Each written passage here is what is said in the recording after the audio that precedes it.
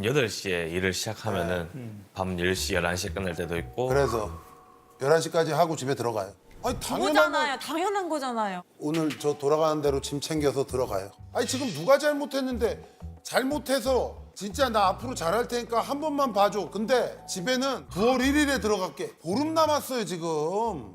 이수진 씨도 정신 차려요. 9월 1일에 들어가면 기간이 9월 4일 뭐 3일 동안 잘하는지 보고 같이 살지 말지 결정하겠다고?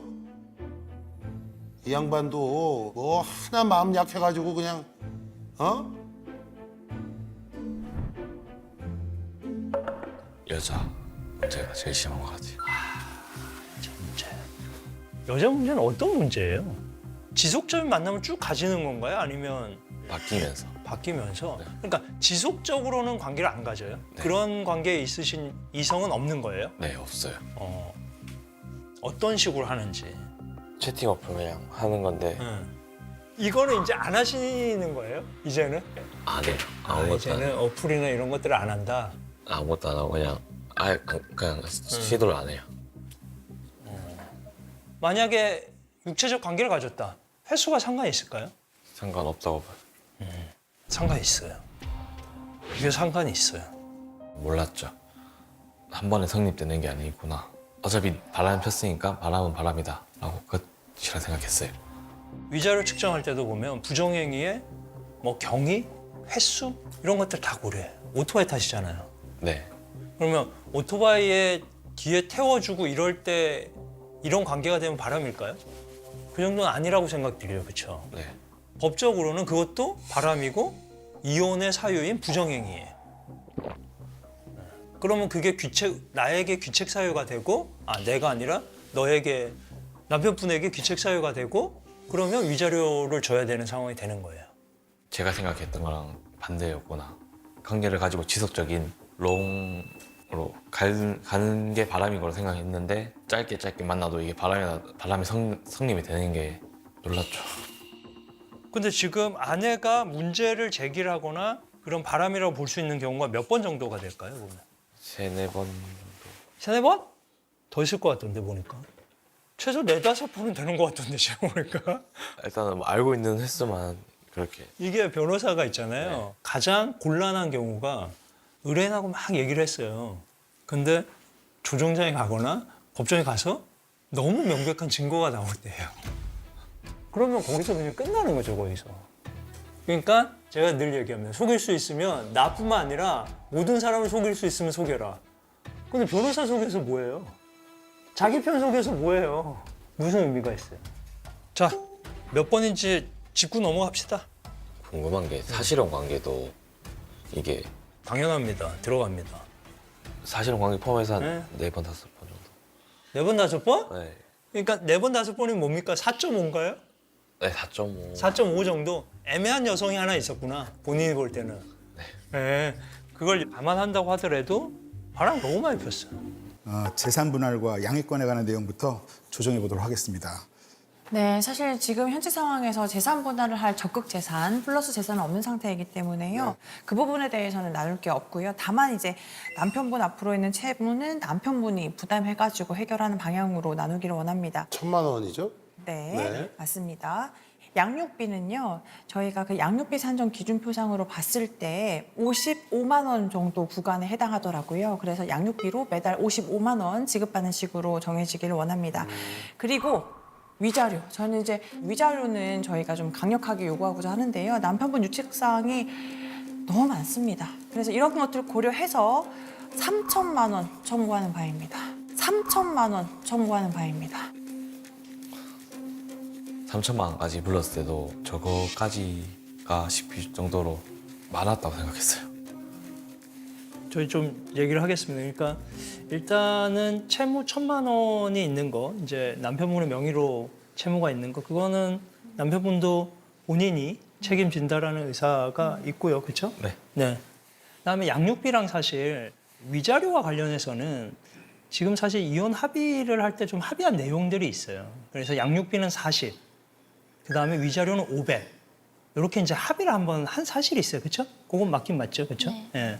그래서 그때 합의했을 때의 합의가 좀 저희는 지켜졌으면 좋겠다. 왜냐하면 남편분이 뭐 일하는 구간이 55라고 얘기를 하지만 사실상 지금 재산이 거의 없는 상태에서 새로 시작해야 되는 그런 상황이기 때문에 그런 것들 좀 감안한다 그러면 기존에 합의한 내용들을 좀 지켜줬으면 좋겠다. 사실 그 위자료 500으로 합의를 했었다 이렇게 말씀을 주셨는데요. 그건 부부 잘해주셨어요. 사이에 아내분이 법률적인 지식이 충분하지 않은 상태에서 남편분이 내가 그 정도 줄게 이야기를 하니까 마지못해 그 금액에 오케이 승낙을 한 것이지 실제로 저희가 이제 이 캡볼까지 들어와서 조정을 하는 마당에 저희가 그렇게 양보할 이유는 전혀 없습니다. 일단 유책 사유가 너무 명확합니다. 부정행위 있죠, 폭행이 있죠, 폭언이 있죠. 근데 이 폭언과 폭행 이런 폭력적인 모습이 우리 아내한테만 있었던 게 아니고 장모님한테도 있었습니다. 아유 그 얼마나 또 몸도 편찮고 하신데 충격이 컸겠습니까? 절대 봐드릴 수가 없고요. 뭐 100번 양보해서 현재 너무 힘드시다 하면 불가해요. 3천만 원을 조금 분할해서 받는 한이 있더라도 저희는 무조건 3천만 원을 다 지급받아야 된다는 입장입니다. 네. 그러니까 귀책 사유, 위자료와 관련된 귀책 사유 관련해 첫 번째 주장하시는 게 외도죠, 그렇죠? 네. 부정행위. 근데 저희가 주장하는 게 좀 이게 한마디로 약간 논 거예요. 그러니까 바람을 말씀하셨듯이 아주 그 심각한 연인 관계로서 쭉 관계를 가진 그런 관계는 아니고 사실 뭐 어플이나 이런 걸 통해 가지고 뭐 술자리를 하거나 같이 담배 핀 정도? 아니 근데 채팅이 그 앱 자체가 목적이 있는 만남입니다. 그 네. 앱이 무슨 목적이? 우리 성현 씨도 솔직하게 한번 얘기해봐요. 그 앱이 어떤 앱이에요? 어떤 앱이에요? 그냥 변호사님들 목적이 있을 수도 있고 없는 사람일 수도 있고. 아니 근데 보통 일반적으로는 뭐 오늘 하루 같이 뭐 놀 사람 뭐 이런 거 찾는 그런 그리고 이성 친구를 찾는 앱이잖아요. 뭐 그렇. 그렇죠? 네. 그러니까 그런 거를 유부남에 거기다가 계속 올려가지고 사람을 찾는 거는 그거는 문제가 있는 거죠. 그럼요. 목적이 그것만 목적이 있는 아니, 게 아닐 그러니까 수도 담배 있잖아요. 피려고 만나는 건 아니잖아요. 거기 사람 찾는 게. 네, 그거 맞는데 진짜 어이없었어요. 말이라고 하나 그냥 입 다물었으면 좋겠어요. 그다음 저희가 사실은 이 얘기 뭐 이걸 문제 삼고자 하는 건 아닌데 보면 아내분이 남편분 자는데 핸드폰을 사실 그걸 열어가지고 다 보고 이랬잖아요 보면. 자고 있는데 야가 그냥 휴대폰을 잠금을 마음대로 풀어갖고 통화 내용이든지 인터넷 기록까지 다 보고 동 내용이라든지 이런 걸 다 봤어요. 그것도 사실은 문제가 될 수 있거든요 그게. 아니 그거 몰래 보는 거는 어느 정도 비밀 침해입니다. 그 비밀 침해가 뭔가 뭐 때문에 그랬는지에 따라 다를 것 같아요. 근데 지금 약간 의구심이 있어서 열어본 거라서 왜냐하면 부정행위를 밝히기 위해서 그 의사에 반해가지고 그럼 열어본 거거든요. 그 부정행위의 증거가 있든 없든. 아니 근데 아무튼 비밀. 몰래 본 폰이 세컨폰이라고요? 그렇죠. 세컨폰이죠. 거기에 이제 보물들이 다 있는 거죠. 보통 그 세컨폰. 결혼 전에 이제 휴대폰이 2개가 있었어요.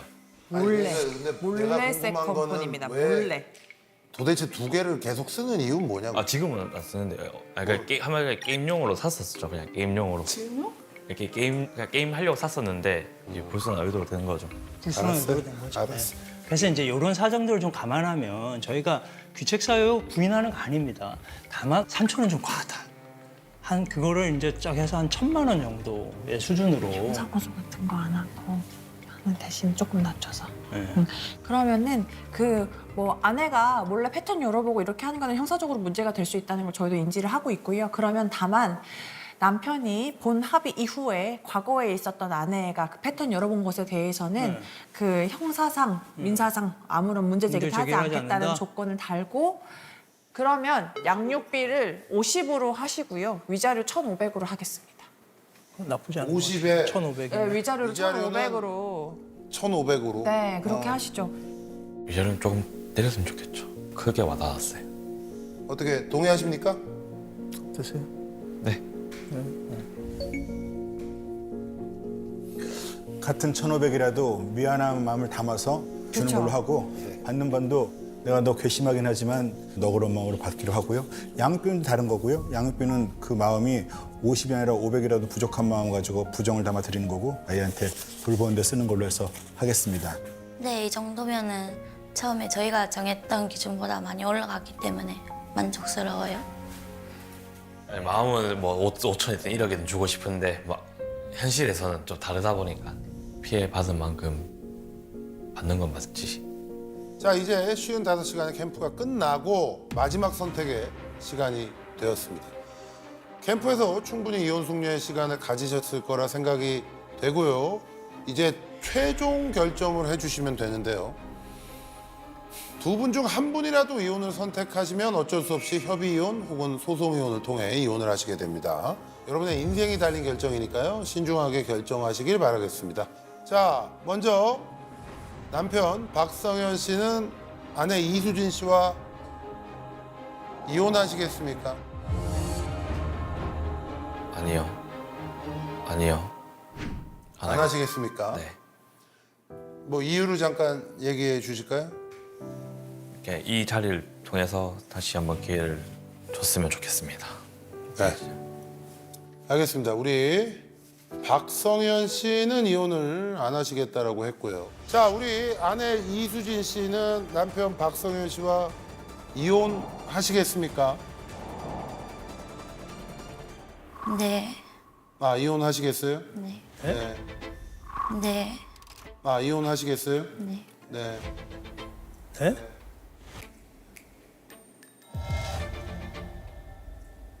이거는 거짓이었으면 좋겠었어요.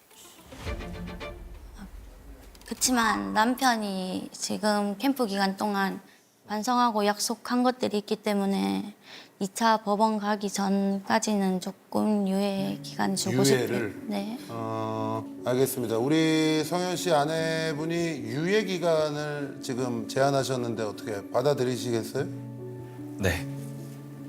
받아들이고 잘 해보겠습니다.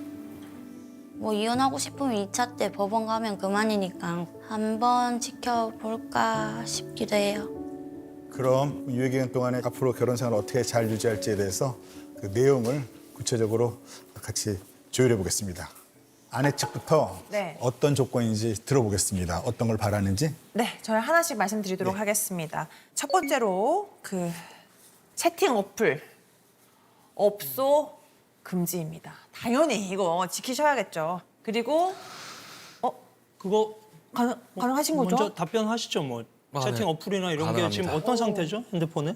지금 아예 이미 안 사실 하고. 싹 지워져 있는 상태입니다. 설치가 안 돼 있는 상태입니다. 설치는 뭐 아무 때나 하면 되는 게 뭐. 바로 그겁니다. 네. 그래서 약속을 하겠습니다. 네. 네. 네, 그리고 외박 금지. 당연한 것이죠. 외박 금지. 그러면 네, 혹시나 혹시 제가 이제 술자리도 있을 거고 뭐 술자리가 있을 경우인데 뭐 대리를 볼 수도 있지만은 이제 너무 이제 많이 마셔서 뻗어. 아니 그렇게 그 시간까지 지금 술 먹을 생각을 하면 되겠냐고요. 하는 건 아닌데 어.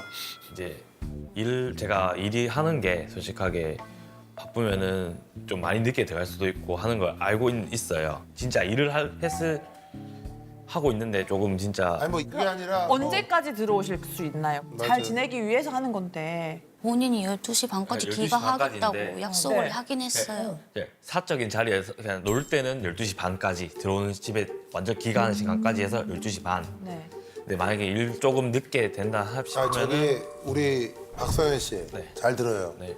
일을 만약 그 시간에 하는 거면 그거 안 벌어도 되니까 맞아요. 그냥 들어와요. 네. 알겠습니다. 됐고, 어? 네.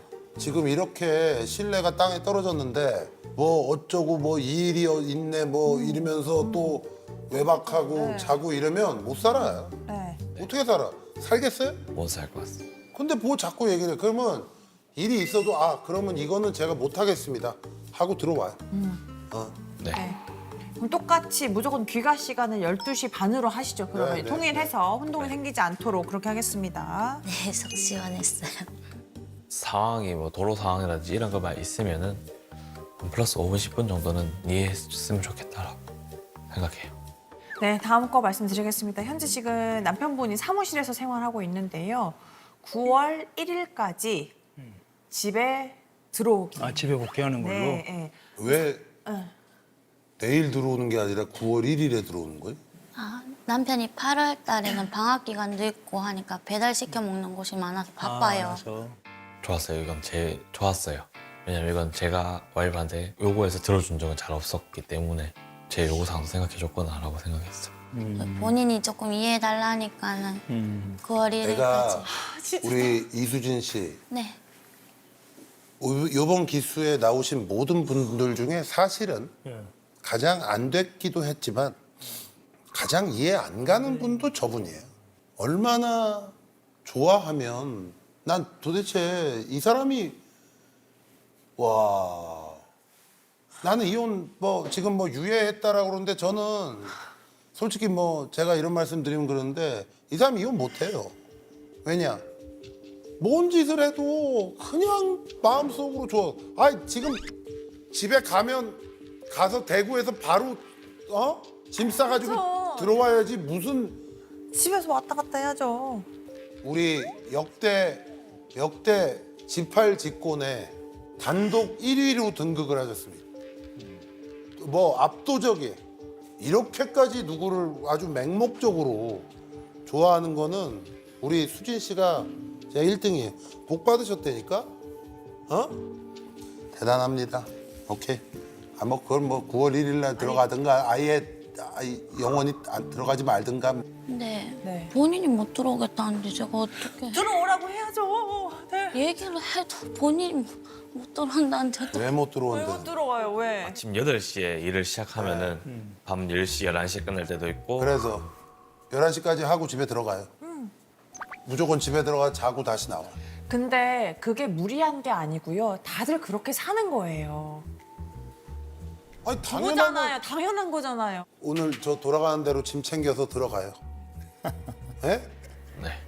근데 오늘 밤에 가면 좀 늦으니까 아니 왜냐면 한 그런 이틀만 의지도 이틀만 아니 말고 그게 아니라 그런 의지도 없으면 그냥 따로 살아요. 아니 지금 누가 잘못했는데 잘못해서 진짜 나 앞으로 잘할 테니까 한 번만 봐줘. 근데 집에는 9월 1일에 들어갈게.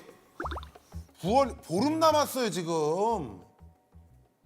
그리고 이수진 씨도 정신 차려요. 9월 1일에 들어가면 기간이 9월 4일 뭐 3일 동안 잘하는지 보고 같이 살지 말지 결정하겠다고? 이 양반도 뭐 하나 마음 약해가지고 그냥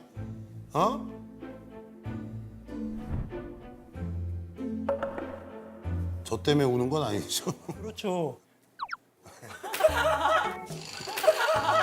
지금 나 때문에 그러면 세상에 울리셨네. 내가 본인 편 들어주는데 나 때문에 우는 말이 돼요? 너무 심하게 뭐라고 하셨다.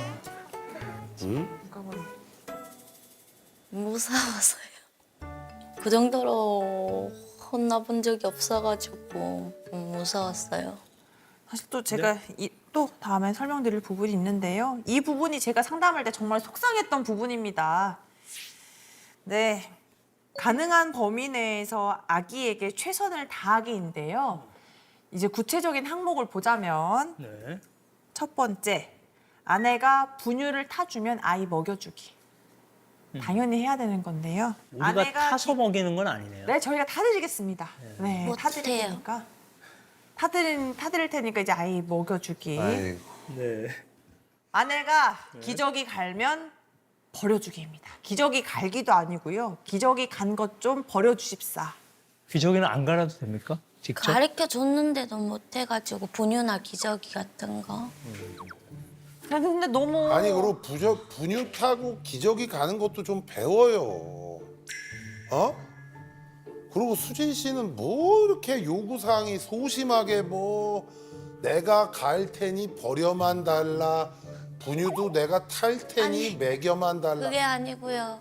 상담할 때 같이 얘기 나눴던 건데 선생님께서 남편은 이게 막 할 수 있는 그런 건 아니라서 할 수 있는 범위 내에서 정해주자 해서 같이 상담 때 선생님이랑 정하고 왔거든요. 아이고 우리 수진 씨 어떡합니까? 정말 걱정이 태산 같아요.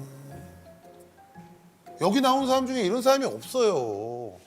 알아요? 아니요, 몰라요. 뭘 몰라요? 아니 그러니까 이 정도로 본인을 생각하는 사람이 없다고요. 지금 이렇게 열받는 상황에도 네. 그걸 이해하시라고 제발.